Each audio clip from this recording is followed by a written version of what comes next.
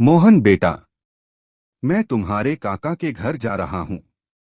क्यों पिताजी? और तुम आजकल काका के घर बहुत जा रहे हो। तुम्हारा मन मान रहा हो तो चले जाओ। पिताजी, लो ये पैसे रख लो, तुम्हारे काम आ जाएंगे। पिताजी का मन भर आया। उन्हें आज अपने बेटे को दिए गए संस्कार लौटते नजर आ रहे थे। जब मोहन स्कूल जाता था, वह पिताजी से जेब खर्च लेने में हमेशा हिचकता था, क्योंकि घर की आर्थिक स्थिति ठीक नहीं थी। पिताजी मजदूरी करके बड़ी मुश्किल से घर चला पाते थे, पर माँ फिर भी उसकी जेब में कुछ सिक्के डाल देती थी, जबकि वह बार बार मना करता था। मोहन की पत्नी का स्वभाव भी उसके पिताजी की तरफ कुछ खास अच्छा नहीं था। वह रोज पिताजी की आदतों के बारे में कहासुनी करती थी।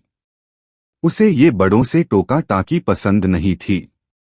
बच्चे भी दादा के कमरे में नहीं जाते।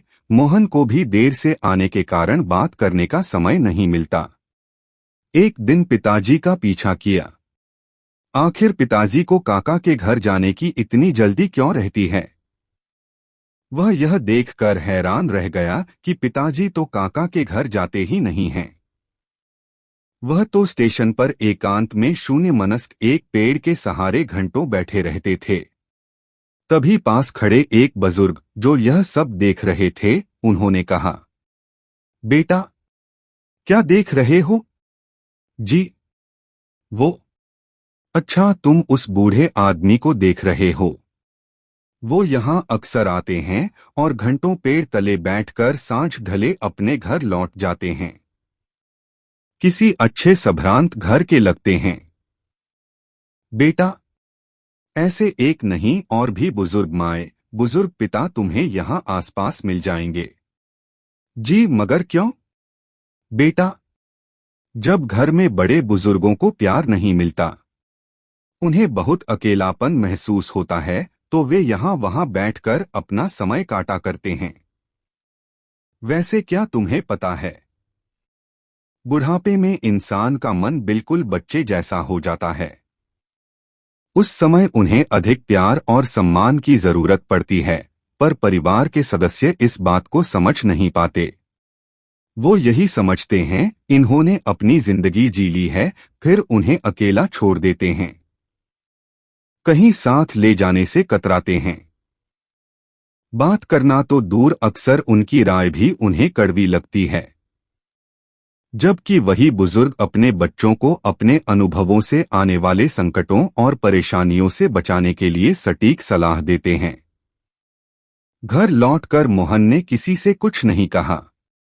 जब पिताजी लौटे, मोहन घर के सभी सदस्यों को देखता रहा। किसी को भी पिताजी की चिंता नहीं थी। पिताजी से कोई बात नहीं करता, कोई हंसता खेलता नहीं था, जैसे पिताजी का घर में कोई अस्तित्व ही न हो। ऐसे परिवार में पत्नी बच्चे सभी पिताजी को इग्नोर करते हुए दिखे। सबको राह दिखाने के लिए आखिर मोहन ने भी अपनी पत्नी और बच्चों से बोलना बंद कर दिया। वो काम पर जाता और वापस आता, किसी से कोई बातचीत नहीं। बच्चे पत्नी बोलने की कोशिश भी करते तो वह भी इग्नोर कर काम में डूबे रहने का नाटक करता। 3 दिन में सभी परेशान हो उठे। पत्नी, बच्चे इस उदासी का कारण जानना चाहते थे। मोहन ने अपने परिवार को अपने पास बिठाया। उन्हें प्यार से समझाया कि मैंने तुमसे 4 दिन बात नहीं की तो तुम कितने परेशान हो गए। अब सोचो, तुम पिताजी के साथ ऐसा व्यवहार करके उन्हें कितना दुख दे रहे हो। मेरे पिताजी मुझे जान से प्यारे हैं, जैसे तुम्हारी माँ। और फिर पिताजी के अकेले स्टेशन जाकर घंटों बैठकर रोने की बात छुपा गया। सभी को अपने बुरे व्यवहार का खेद था। उस दिन जैसे ही पिताजी शाम को घर लौटे, तीनों बच्चे उनसे चिपट गए। दादाजी, आज हम आपके पास बैठेंगे। कोई किस्सा कहानी सुनाओ ना। पिताजी की आंखें भीग गई। वो बच्चों को लिपटकर उन्हें प्यार करने लगे। और फिर जो किस्से कहानियों का दौर शुरू हुआ वो घंटों चला। इस बीच मोहन की पत्नी उनके लिए फल तो कभी चाय नमकीन लेकर आती। पिताजी बच्चों और मोहन के साथ स्वयं भी खाते और बच्चों को भी खिलाते। अब घर का माहौल पूरी तरह बदल गया था। एक दिन मोहन बोला, पिताजी, क्या बात है? आजकल काका के घर नहीं जा रहे हो? नहीं बेटा, अब तो अपना घर ही स्वर्ग लगता है। आज सभी में तो नहीं, लेकिन अधिकांश परिवारों के बुजुर्गों की यही कहानी है।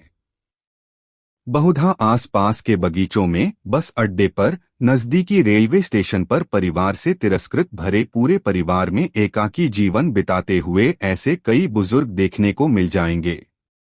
आप भी कभी न कभी अवश्य बूढ़े होंगे ही। आज नहीं तो कुछ वर्षों बाद होंगे। जीवन का सबसे बड़ा संकट है बुढ़ापा।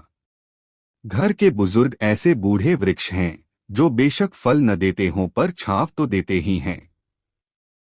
अपना बुढ़ापा खुशहाल बनाने के लिए बुजुर्गों को अकेलापन महसूस न होने दीजिए। उनका सम्मान भले ही न कर पाए, पर उन्हें तिरस्कृत मत कीजिए।